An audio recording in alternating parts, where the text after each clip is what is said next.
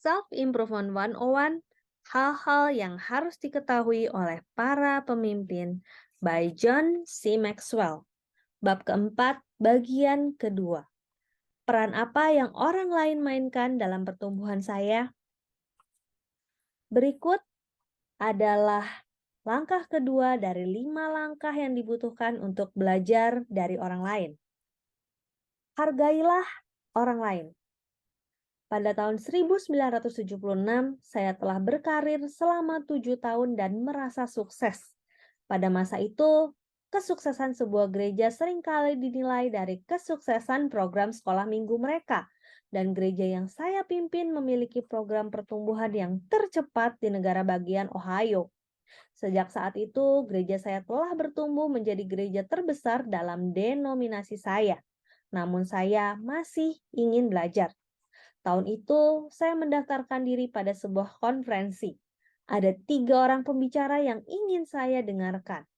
Mereka semua lebih tua, lebih sukses, dan lebih berpengalaman daripada saya. Selama konferensi, salah satu sesinya diisi dengan diskusi di mana semua orang bisa bicara. Saya mengira bahwa sesi ini hanyalah buang-buang waktu saja dan berencana untuk melewatkannya. Namun saya ingin tahu. Akhirnya, saya menemukan bahwa sesi ini benar-benar membuka mata saya. Setiap orang membagikan apa yang berhasil di organisasinya, dan saya duduk di sana mencatat cepat-cepat semua ide. Akhirnya, memang terbukti bahwa saya belajar lebih banyak dari sesi itu daripada semua sesi lainnya digabungkan menjadi satu. Hal itu benar-benar mengejutkan saya, dan akhirnya saya menyadari alasannya. Sebelum menghadiri konferensi itu, saya rasa hanya orang yang lebih tua dan lebih sukseslah yang dapat mengajari saya. Saya masuk dalam ruangan itu hanya dengan sangat sedikit perasaan menghargai orang lain yang ada di sana. Sikap itu salah. Orang tidak belajar dari orang lain yang tidak mereka hargai. Mulai dari hari itu, saya berketetapan untuk mengubah pola pikir saya. Ketiga, kembangkanlah hubungan yang akan membuat Anda bertumbuh. Tidak diragukan lagi bahwa semua orang memiliki sesuatu untuk diajarkan pada kita. Namun itu tidak berarti bahwa semua orang bisa mengajarkan segala hal yang ingin kita pelajari. Kita harus menemukan orang yang benar-benar tidak berkeberatan untuk membantu kita bertumbuh. Ahli di bidang kita, pemikir kreatif yang akan mengembangkan kita secara mental, peraih prestasi yang akan memotivasi kita untuk naik ke tingkatan selanjutnya. Belajar seringkali adalah hasil dari meluangkan waktu dengan orang yang luar biasa.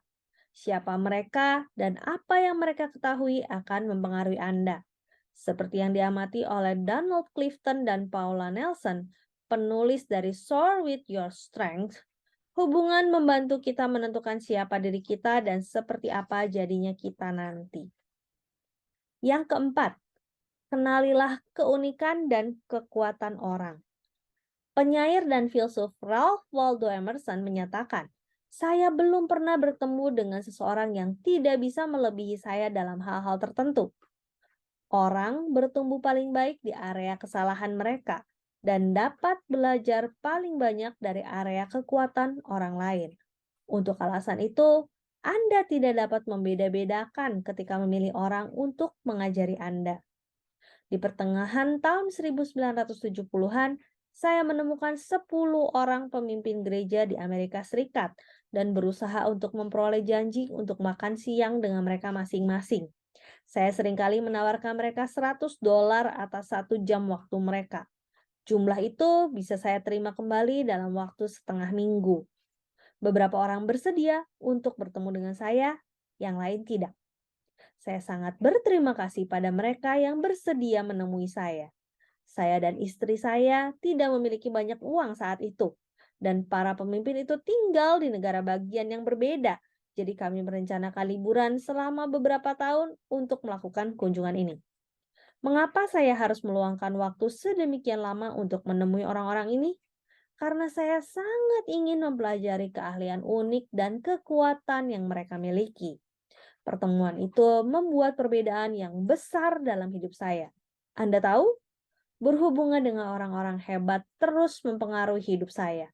Setiap bulan saya berusaha menemui seseorang yang saya kagumi dan dari siapa saya ingin belajar.